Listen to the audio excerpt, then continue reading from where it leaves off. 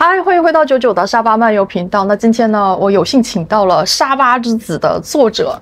我這本書是在 City Mall 3樓的 Popular 買的。那個時候我就想說，有沒有可能遇到這本書的作者？因為它裡面有很多的歷史資料，就是包括了很多數據啊，然後關於到底誰是沙巴之子的這個問題。吳家漢，對，誰是沙巴之子啊？沙巴之子叫馬來文叫 Anak Negeri Sabah。然後英文叫 Sabah Native，就是沙巴原住民的意思。你是華人跟卡拉山的混血嗎？還是？我們法律上有這個身份。然後我的主要是因為我的婆婆她是被領養的。所以我們婆婆其實沒有這個血統，可是她被領養，她被原住民領養，所以那個時候那個年代英殖民時期被領養還是可以拿到這個身份。所以那現在還能拿嗎？現在不能了吧？現在領養已經不能了。那個年代比較不一樣。你的血統裡面有沒有原住民的血統？照理來說是沒有。所以你是一個假的 Sino。假的。對，那個時代，那個英國的法律比較寬鬆一點。因為那時候那個沙巴之子指的其實就是有點國籍的概念。後來它演變成原住民的概念，就是沙巴本地人的意思。它對應的是中國人，因為那時候來沙巴的華人都自認自己的祖國還是中國嘛。你覺得現在剛剛來這邊的中國人算不算沙巴之子呢？以這個定義來講就不是了，因為他後來演變成是那個原住民的定義。對對對。因為其實呢，我覺得沙巴要發展哈，就是還是需要更多的人才。对。那深圳那個時候就引進了一個，就是你只要來這邊工作，你就是深圳人。就是在可能20-30年前吧。然後那個時候深圳的身份非常好拿，於是就造就了今天非常發達的深圳。我的媽媽和爸爸那邊的所謂的祖籍就是在深圳。真的？對，你是深圳人？那時候叫寶安嘛，然後你是寶安人，現在寶安發展的龍崗那邊發展的很好。對，我的那個我回去看了一下，2019年嘛，那時候那個村已經變成這個商場。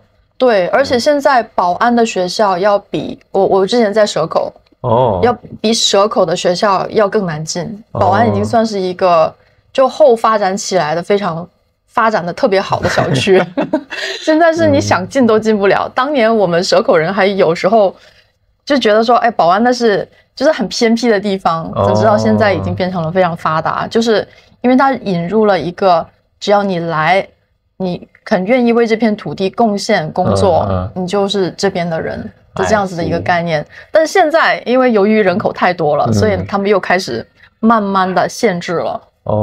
對，我們其實沙巴大部分的客家人都是寶安腔。真的？都是寶安客家人為多。這樣嗎？就是大概有6成或7成的沙巴客家是寶安腔調的，所以去那邊我們講客家話是通脹無阻。不過我本身是第5代的啦。我們家裡面第5代就在188多年，189多年來到這邊。你這本書裡面，你說好像有很多的這些歷史的書籍，你是在哪裡看到的呢？在沙巴博物館的圖書館，在沙巴的檔案局，在沙巴那個亞山沙巴那個，它有一個很大的圖書館，那個圖書館都是很好的資料。我甚至為了找資料，我去了香港大學，我去了新加坡國立大學。去圖書館裡面找，在台灣裡面也有找，然後新加坡有個叫東南亞的一個資料中心。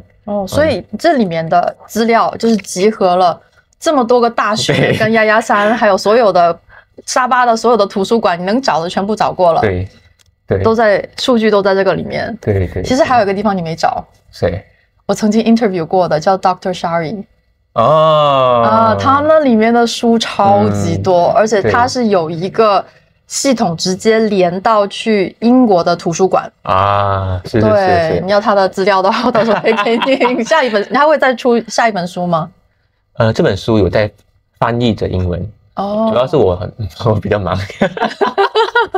所以你現在還是在新加坡國立大學讀人類學的博士。對，我才第一個學期而已，所以比較還在適應當中。要不然這個翻譯工作其實很快可以進行。其實現在的話，你直接拿 AI 去翻譯完之後去 proofread， 要對讀者負責任。沒有，可以的，我全部 AI 翻的所有视頻。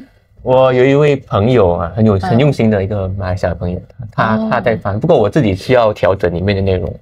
因為有時候中文版的不一定完全翻，而是要英文這邊，所以我要去做調整啊。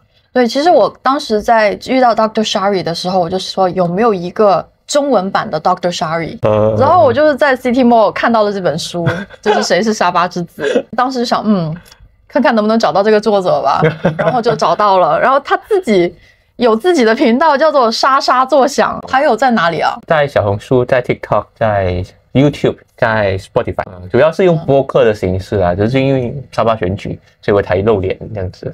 那能透露你選了誰嗎？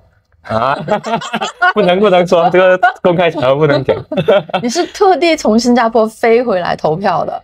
對，我等這個選舉等了很久。看看你的手指有沒有那個？有。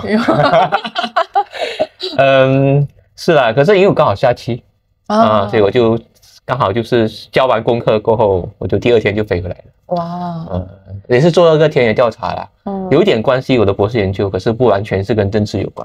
那你現在的博士基本是全獎學金？對，全獎學金。然後包吃包住嗎？不包吃不包住，就是有生活費。生活費的話要去填補住宿費和餐食費等等的。那你那個時候是做什麼工作呢？我那時候在南洋理工大學裡面的資源回收，就做資源水源回收的。我是環境工程系呢。對，這邊很需要沙巴現在超級需要。對。我今天早上才跟那個 Chad， 上次不是去一個 recycle 的那個 plant，然後他現在需要義工，我們要跟他打個廣告，現在他們需要義工，每一個什麼公司？他們是一個 non-profit 回收沙巴本地的一些 plastic，然後把它做成那種手工藝品，或者是把它做成桌椅之類的，對，然後就是他說能不能幫我宣傳一下，需要義工。其實那時候新加坡2006年我去的時候，這個環境工程系還不是很多人了解的，都是大家的 least priority。大家想聽什麼兼職工程啊，機械工程啊，環境工程是沒有人要的，很靠後的。可是我2010年畢業過後，整個風向變了，年輕人都要去念這個環境工程，環境工程變成首選。哇，所以你是在他最被人瞧不起的時候選了這個專業，對。然後呢，畢業的時候他就變成了最炙手可熱的專業。對，因為那時候新加坡在推green technology，我進去的時候他在推的是 aerospace 航太的那個領域。那你對現在沙巴的這個環境科學有什麼看法沒有？有什麼可以改進的地方沒有？我們就是講的改進啦。我們有空氣污染，然後有水源污染跟固體廢料管理。所以我本身以前的專業是固體廢料管理，其實沙巴還是有很大的進步空間的，因為我們到現在還沒有另外一個廠是在回收廠在處理這個事情，完全沒有，都是運出去的。所以這個昨天我也遇一個朋友，他有這個興趣，他看要不要在塞邦嘎建一間回收物品的。因為我是一直有留意這方面的事情，是因為我去到海上面看到實在太多的漂浮垃圾了。然後就是不是你親眼所見的話，你不會去想要去了解更多，怎麼樣去幫助沙巴把這個問題給解決。現在有一個專門讀這一科的專家，我們以後就是希望人才還是要多回來。不過還是有點距離的啦，因為2010年到現在，我畢業過後，其實我在新加坡這個領域工作大概4年半，就做這種固體廢料管理。怎樣把廢物變能源？怎麼樣把廢物變可以回收的 material， 新的 material，或者是把那個新加坡有那個焚化爐，焚化爐的灰燼怎麼變成有用的東西？所以我們的那個研究中心就在做這個事情，而且它是全東南亞最頂級的研究中心。哇，在那個時候，對，那些科技其實都有啦，只是現在只是差在怎麼去 commercialize， 怎麼賺錢這個事情。這個是最難的。對，因為我發現了，就是說你回收都不是問題，但是你回收完之後要有個出路，而且是一個賺錢的出路。如果這個錢的利潤空間不夠大的話呢，是沒有辦法把這件事情給執行下去的。而且那時候我的比較專攻的是在那個生命週期評估。就是說有一個事情，一個 design， 一個 system 在建立之前，我們要比較 A system 跟 B system， 然後我們要去算它的碳排放量啊、用水量啊、用電量啊、對環境的、對水源的污染啊、對聲音的污染啊，這個可以用計算的方式算出來的。這個其實這邊真的蠻需要的。對，對对对。但是就是我覺得是沒有一個統籌的部門嘛，就沙巴是完全沒有這一個，就是政府來講的話，你覺得它有嗎？我覺得其實我覺得整個馬來西亞，當然固體廢料管理沙巴是比較落後，可是整個環保環境愛自然的意識，我覺得沙巴是蠻高的。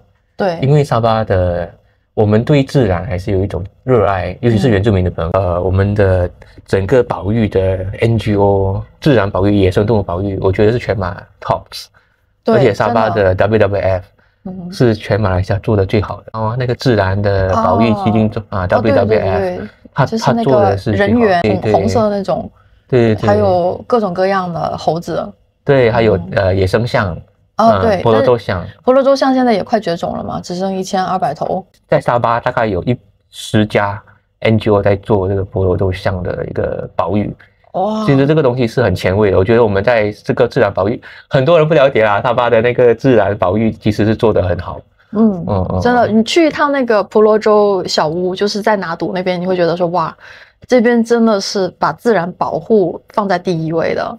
包括它的肥皂都一定是要當時就是我們去吃完那些東西的那個 cooking oil，然後做成的，就基本上是零污染，零浪費。是丹東 Valley 嘛，丹東谷。對，丹東 Valley 那個，对，你有去過那邊嗎？有，大概20年前。那個很值得一去，但是現在的中國遊客完全不知道這一個地方的存在。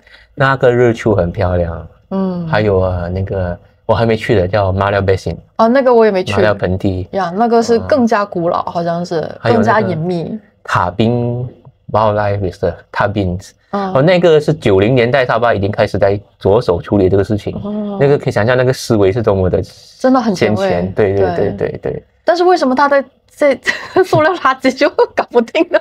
我覺得這可能是兩回事吧，就是說可能因為都是自然傳下來，就是大家對父母親祖輩怎樣愛護自然的東西，可是對於新的這種塑料大家都不知道怎麼去處理。你看到新加坡他們有一個什麼樣的系統來做這個事情呢？新加坡主要就是大部分都送去 incineration。就是焚化發電啊，可是發電大概0.多%，它的那個發電量，整個新加坡用電量的0.多%，那很糟糕。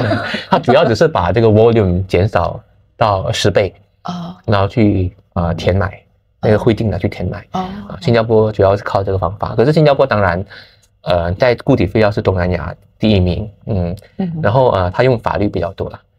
就在源頭，然後去限制那個塑料的使用，packaging 不能太多的包裝，這個是他們用法律的部分可是在後端來要靠人民自主的分類，這個很難這個我看到沒有分類，對，這個在新加坡還是我覺得中小學有在學，好像父母輩或長一輩他們比較缺乏。對，像沙巴，我覺得就是完全沒有分類，所有垃圾都是丟到一個桶裡面去的。那新加坡至少它好像有2個桶，對。但像美國的話，我們有3個桶。對。美國有一個 green 的，就是放那些你撿的那些花花草草，然後另外一個是放，比如說 recyclable 的，另外一個就是真正的 trash。所以那個是 horticulture waste，那個叫 green waste 嘛，對 ，green waste 對了，因為我以前在新加坡環境局做過實習，半年，所以裡面其實我們那時候。我也昨天在講，就是2009年我進去，他們在討論怎麼做分類，到現在還沒分好對，所以這個他們進步就是分類，我覺得就除了你看日本、台灣做的比較好，德國、挪威、北歐啦，德國、北歐、芬蘭這些都蠻不錯。因為我在那時候，我們有寫信，那個突然間叫我們去研究每個國家的回收率，所以我們作為實習生，我們寫信給很多國家的這些環境局。那他們也很認真的回復我們的信件，所以從他們認真回復信件那種態度，可以看到他們在做環境保護的那種認真態度。有一些國家就不理我們了，就不理會吧。你有寫過給沙巴的這種嗎？沒有，還是你根本找不到這個部門？有，它是屬於房屋與地方與房屋部部門。地方跟房屋部就是跟建造的那個建商是一起的嗎？它主要是地方政府，比如說一些公共衛生還有現在應該也包括原住民的事務也在裡面。它的房屋，它那個管理的其實是有點太龐大不過它包括其中環境是在這個範圍之內，不是環境保護，是在那個回收固體廢管理就在或者水源管理、水源廢水處理，就在這一塊裡面。以前這個部長是哈茲茲。現在就變成州長了。對，現在的部長我忘記。那我覺得他這個太廣了，有點。就環境的各種各樣的推動，我覺得都需要靠錢，而沙巴現在好像還是不夠錢。沙巴現在主要權威的是 NGO 非政府部門還有另外一個很值得講的是那個叫Tagal， 你知道嗎？就是有河流的管理。就沙巴有一陣子，大概2000年代的時候，河流非常大，就是捕魚捕得非常嚴重，然後就炸魚炸得非常嚴重。還有炸魚的。對，現在應該沒了吧？現在很好，現在就是有一群原住民的社群，他們用回他們古老的習俗法，然後把河流分成3段，上游紅色区域，中游黄色，下游綠色。所以綠色是常年可以捕撈的，然後中游黃色那部分是偶爾可以，1年幾次可以，紅色是完全不能的。所以他呢把那個魚種的保育得很好，然後他們定期會有巡邏，就是鄉村發起巡邏，巡邏過後發現有人違規的話，他們就會用原住民習俗法來去懲罰這一群就是違規的人。大概是怎麼懲罰？就有一個原住民的酋長，他就會來看他有沒有罪嘛，判了過後他就要去，比如說他這個罪是大概這個程度，他就要比如說你要請全村人吃羊。就是說。讓他來付錢對，原來是這樣子。那有沒有就是斬豬籠啊？或者沒有，沒有這個事情，沒有，因為都是用比較修復式的司法修復式法。然後其實這個效果很好，因為沙巴政府看到這個事情，然後就把這個東西複製到全沙巴200多條河流都有。哇！所以如果你有時候你去大概2000年的事情，如果有時你去一些鄉村地上，你看到他有說大嘎。就是說它已經是有這個原住民習俗法保護的。然後我去過一些，比如在Kota Belud都看過有牛隻在河流裡面泡水啊，就有馬在裡面泡水，就非常自然，田野風光很好。最近去年嘛，然後安華政府把這個東西要推到全馬來西亞。非常好啊。其實沙巴有很多很好的政策，只不過呢，就是我們看到的就是一堆的廢塑料。這個如果解決掉的話，我覺得沙巴真的是挺完美的一個地方了。然後其實很多沙巴鄉村現在受惠於這個大嘎系統，因為鄉村的那些旅遊，你去不是有去那個河邊給魚咬那個腳嘛？那河流都是大嘎過的。對，因為我們當時有問嘛，我們去神山上面就是魚寮，然後真的是全部都是。很多很肥的魚，然後我們心裡面就在想說，這些魚不會被就是抱上來，然後就拿去吃。對，他後面有這個努力，整個馬來西亞沒有去關注這個事情，很少人知道。非常少人知道。那個魚，比如說真的有一個遊客他抱走了，他是不是也要請全村人吃飯？對，要看酋長。就遊客來了，是不是也受這個法律的管制？我覺得一隻可能還好啦，可是如果是有破壞的話，可能就是會。因為我看到那裡面有忘不了就是有很貴的魚啊。所以我也試過一次啊，其實很好玩。所以除了這個政策之外，你覺得沙巴政府還有哪裡做得好的？我們先就是講一些好的，對，就是我們不知道的沙巴政府做到了，但是沒有人在講的。我覺得他提供了一個框架，比如說我們的中游不是有某種環境的標準嘛？沙巴的中游標準是全馬來西亞符合率最高的。你是說它的什麼樣的符合率？它中游要出醜，然後大家都講中游破壞環境，所以馬來西亞有馬來西亞政府的這個標準，就是你要怎麼處理裡面的廢物啦、垃圾啦等等的。歐洲有歐洲的，印尼有印尼的，所以馬來西亞的這個標準在沙巴的符合率應該是全馬之冠的。很少人知道。然後另外，好像我聽到有遇到的問題，就是說太多油棕園，然後沒有什麼工人在割那個棕木，所以就是雖然符合率很高，但是請不到工人啊。然後另外，我覺得沙巴政府在wildlife 就是野生動物的保育，採取的是一種跟 NGO 合作的態度。因為沙巴當然是因為有生態旅遊嘛，生態旅遊跟油棕農業，所以沙巴政府要平衡這兩個。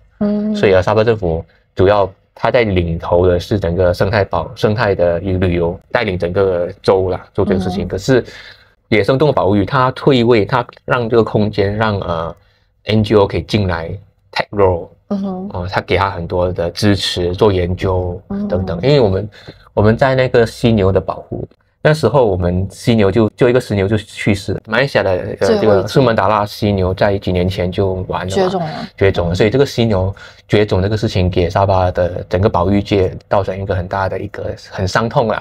所以沙巴說我們不能再失去任何一個特有的主物種，所以包括婆羅洲象，包括人猿，就是紅毛猩猩，然後還有班定這個很大只的野牛，這哺乳類啊，我記得有4個啦，就是人猿、野象、班定，還有一個我忘了。馬來熊，對，那個就是在一個動物園裝扮的，大家以為是人的一個熊。全馬來西亞的馬來熊保育中心就在薩那根嘛，斯比羅，然後全世界最大的紅毛猩猩保育中心也在薩那根。我們有全世界的那個世界最好多世界之最。未來有機會看看能不能把你請回來做固體廢料管理。好。所以，但是你現在還是在新加坡讀博士？读博士，對。然後之後還要讀博士後？博士後再看情況。不過我的博士題目是沙巴的基礎建設，還有就是泛佛羅多大道，還有野象保護域。那你以後有機會想要回來做一個政客嗎？沒有啦，政客沒有。政客沒有啊。但是政客可以請他來做沙巴的基礎建設，我們有一個非常好的一個人才。那大家記得見到《誰是沙巴之子》這本書呢，一定要去買，因為是吳家翰花了10年的時間，跑了各大圖書館，包括新加坡圖書館、香港圖書館，就是你能找到資料的所有的地方你都跑過了，盡量找。然後還有做田野，做了1年的田野調查，去到鄉村裡面去做訪問啊，去參與觀察，看婚禮、葬禮都有參與。所以記得，就是我這本是在 City Mall 的 Popular 3樓，但是我在去的時候沒有看到了，因為被買完了。那如果大家找不到的話呢，可以在 Shopee、Lazada 購買。YouTube 的話，下面有個鏈接哈，記得點進去買就好了。謝謝。還有就是關注一下沙沙作響。